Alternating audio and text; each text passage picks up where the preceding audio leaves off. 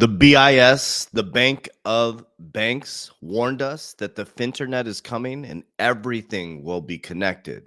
And most people are looking the wrong way. Just like the advent of the internet, everybody resisted it and now everybody uses it. So in today's video, I'm going to break down how the whole system is changing. The BIS is showing you that the Finternet is coming, but it's not what you think. A lot of people think they're pushing for cryptocurrency, but they're actually pushing out cryptocurrency and trying to create a centralized system. So we're going to break that down in today's video. So one thing I want to share with you guys on the back end of every video, I share with you exactly what I'm doing repetitively to protect my family, my wealth, and our future. So let's dive right into this. Okay, so check this out. So this was sent out by Ray Fuentes. I highly recommend you follow him. He's one of our dear friends of our channel. He posted this. He said, "The Finternet is coming," says BIS General Manager Augustine Carstens. This was first posted by Cypress. I can't even pronounce that last name. I'm sorry.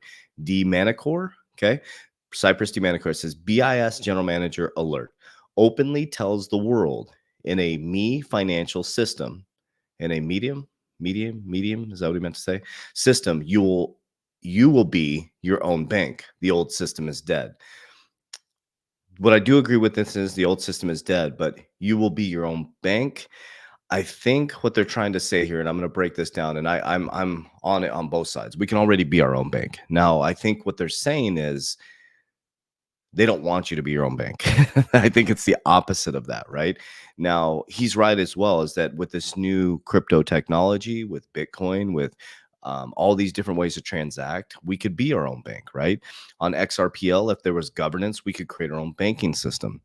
That is the fear, and that is the major fear of the central banks. What's happening because of the advent of the internet, because of connectivity, because of social media, because of these phones right here that we all resisted and we all use them now. We use Face ID. Everybody's like, oh, I'm not going to use the new system. Everybody's like, but you use Face ID. Like all these things that we resist, we end up using. First to resist it, then they sue it, then they regulate it. We all resist it, and then we end up using it without even knowing it. Okay. So what they're talking about is a centralized system that runs through the central bank. What we're talking about is a decentralized system where we get to transact with each other. Either way, it's going to end up running through a centralized system. That is just my belief of what they're going to do, and that's why everything's been stalled. Okay, so I'll get off my soapbox with that. So these are the posts, but let's go deep into the actual BIS documents. Okay, so this is the actual document, April 15th, 2024. Oh, sorry, let's watch the video. My apologies. That was the point of this. Let's go back. It is hard to see how useful financial innovation can really move forward. We have labeled our vision for the future financial system the Finternet. I will leave it to Nandan to expand on it and explain the more technical aspects. But let me provide a broad overview. The Finternet is a vision of multiple financial ecosystems that connect with each other, much like the internet. It aims to empower individuals and businesses by placing them at the center of their financial lives. The application of technology has meant that tasks that were once expensive and time-consuming, like making an overseas phone call or booking an hotel room in an unfamiliar city, can now be done with the flick of a finger. Okay, so they know, he said kind of two different things. So they know that it can be done with the flick of a finger. Boom. We can do things instantly now. We don't have to go up and through the SWIFT system, archaic banking system, Western Union, send it up and through an analog system. But another thing too, they said they're going to put the individuals and businesses at the center of everything they do, but not until they can run it through the centralized system, right? Okay, so now let's dive in. So Finternet, the financial system for the future. So this is what they're proposing. We propose the concept of Finternet, a vision for the future financial system, multi-financial ecosystems interconnected with each other, much like the internet. The Finternet would be designed to empower individuals and businesses by placing them at the center of their financial lives. Unified ledgers, go study unified ledgers, and I'll show you the setup, are promising vehicle to turn the vision into reality, grounded in a digital-first approach and leveraging tokenization. Larry Fink, everything will be tokenized. BIS, everything's going to be tokenized. Unified ledger would improve existing financial transactions, but also make entire new financial products and transactions possible, guys. The public and private sector have to come together. They can't do this on their own. They need companies like Ripple. They need companies like, they need things like XLM. They need things like VChain. They need things like QNT. They need things like HBAR. They need all the ISO tokens. They need these to innovate into the new system, in my opinion. Unified ledgers are promising vehicles to deliver all three. In particular, by bringing together multi-financial assets in a single venue, they could vastly reduce the need for lengthy messaging and clearing processes, thereby delivering more efficient and reliable services. We're moving from Web 2.0 to Web 3.0, industrial to technical, an old archaic banking system to a new banking system. Just like, my pops, he was like, when the iPhone came out and social media and all this stuff, he resisted all of it, all of it. He's got an iPhone, he's got an iPad, he's got 2 Apple computers, and he's all over social media now, right? We all resist what we don't understand until it's convenient, okay?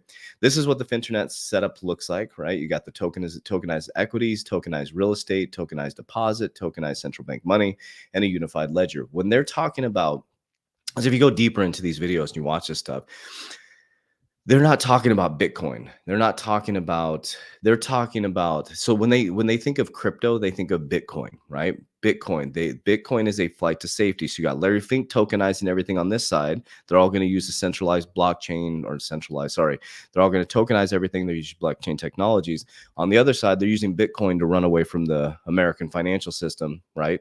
And to get into a flight to safety. So when you think of Bitcoin, they're not talking about Bitcoin here. They're talking about technologies. And that's how I invest in crypto. I invest in the technologies that are going to need to be used by the public and private sector together to transform the financial system, right? So it's not just about the speculative asset of it going up to $100,000 per token. I'm looking at the long-term future public and private partnerships. Okay, that's the Intelligent Investor book. So this is what the setup looks like: centralized bank, commercial banks, asset companies, private public companies, real estate registers. Everything's gonna be tokenized. So this right here, you're gonna need an on-ramp and an off-ramp. And comment down below, what do you think the on-ramp and off-ramp is gonna be? You got e-banking, digital wallets, financial apps, non-financial apps. Okay, so then you got all these different things. Everything's on a unified interledger protocol. Okay, so there we're going to watch 2 short videos from the BIS. So this was a year ago. I think I've showed this video before, but this is the BIS future of the monetary system. This was a year ago.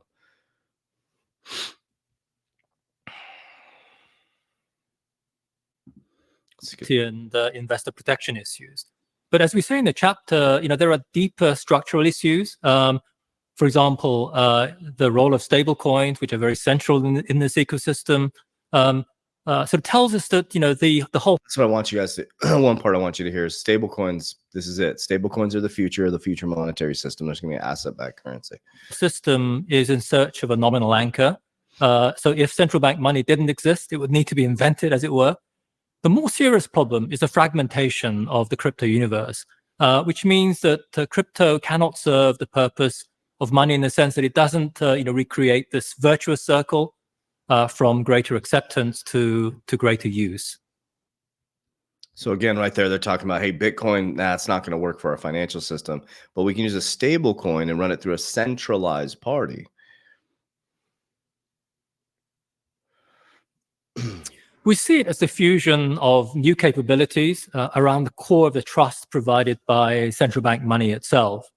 In the chapter, we use the metaphor of a tree where the range of services provided by banks and other intermediaries are supported by the solid trunk of a tree, which represents the central bank itself. And in this sense, the services, which come from the tree, are rooted, in a figurative sense, in the ultimate settlement on the central bank balance sheet. Okay, so I want you to hear that part, because when they're talking about crypto, they're not talking about what we want. They're talking about a centralized system.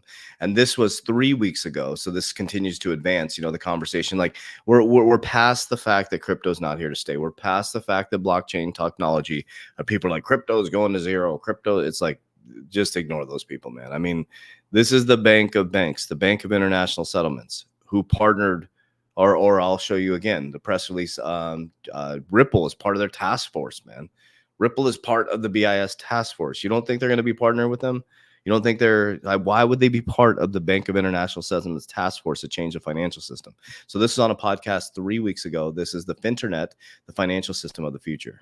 compatible, a vision of a future of the financial system that would represent a quantum leap of what we have today, and that it could be doable, And why do I was speaking about quantum leaps?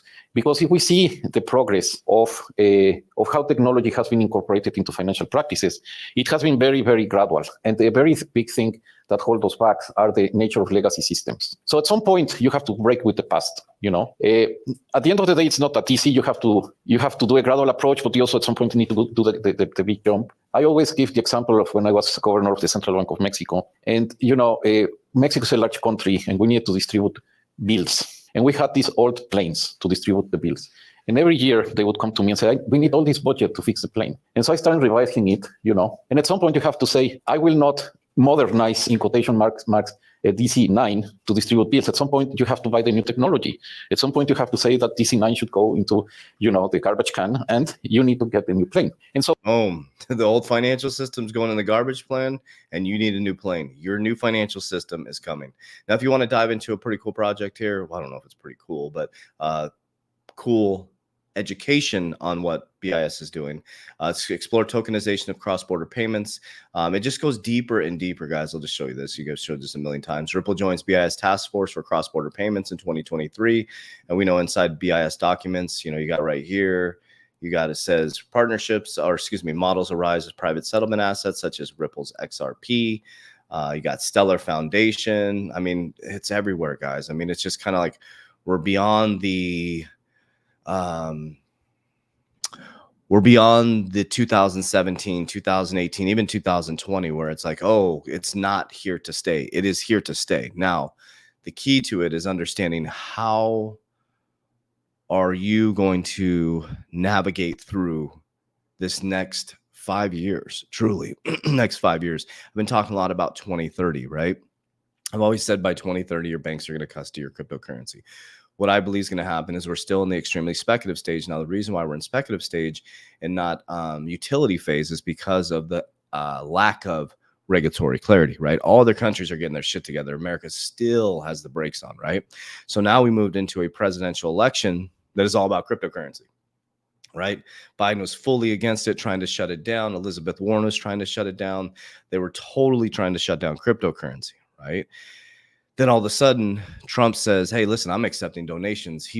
Hundreds of millions pour in. All of a sudden, Biden's like, well, let's talk to Coinbase. Let's see if maybe we should take donations in crypto, right? So now it went from cryptocurrency is going to ruin America to now it's the campaign topic for America. Now, here's the thing. It is going to be here. Bitcoin's going to be here. Ethereum just got a free pass. The Ethereum is so deep in the financial system, guys.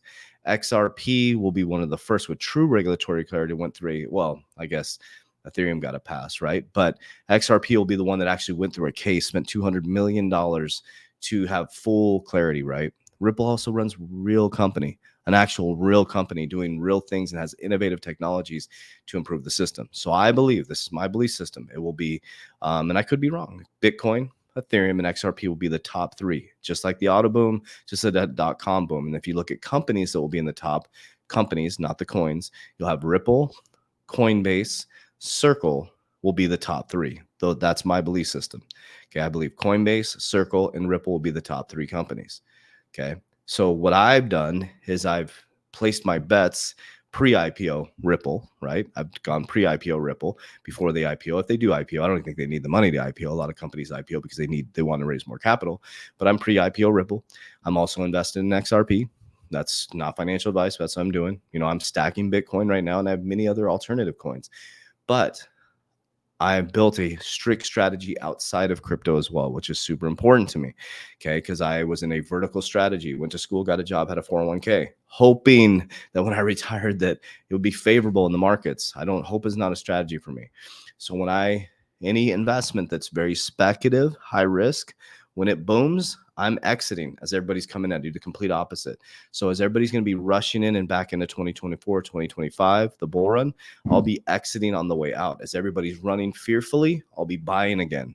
Okay. I just followed this easy process. I pull from the top, I pull it down the risk pyramid. At the bottom, I do what the banks do. Banks insure their money. Wealthy people insure their money.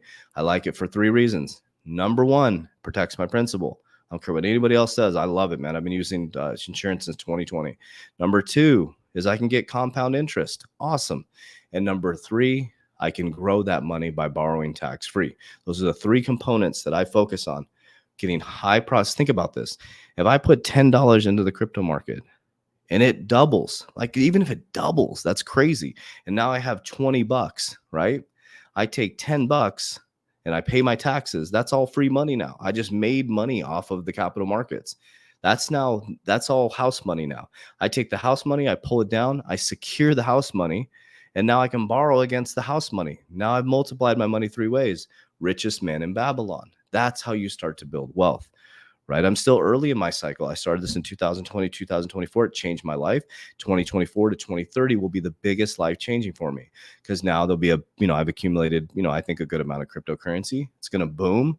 That's all house money that I'll be pulling out and down, securing house money. Okay. Now with the house money, think about it. It's my principal's protected. I'm compounding the house money. Okay. And then I can borrow against my house money tax-free to buy more speculative assets to get more house money to repeat the process. That's how you become wealthy. Okay. First, being rich is, rich people buy things they can't afford to impress people they don't like. They buy Lambos and they buy bigger houses. Okay. Wealthy people use the money to gain profit, to secure it, to borrow, to compound it. And then they buy an asset, a Lambo, a new truck, all these things with an asset or through a company. If you see them buying a big house, they're probably using the Augusta rule, right? Because they have companies that can host events. We have to start to change our mindset. Okay. We have to start to then, I have a Rockefeller trust over all of that, right? So I hope this information reaches you well. If you need any support at all, okay, on how I ensure my wealth, if you click the link down below, you fill out a needs assessment and the proper team member will reach out to you. Number two, we have many other free resources down there to include my free book, which shows you the warrior path to wealth, kind of gives you the framework of what I do. And that's all I got for you guys today. So I appreciate you. If you made it this long, give me a comment, warrior. And I appreciate you. I really, really do. I love you. Warriors, let's get your shit together. Let's go. Let's get it.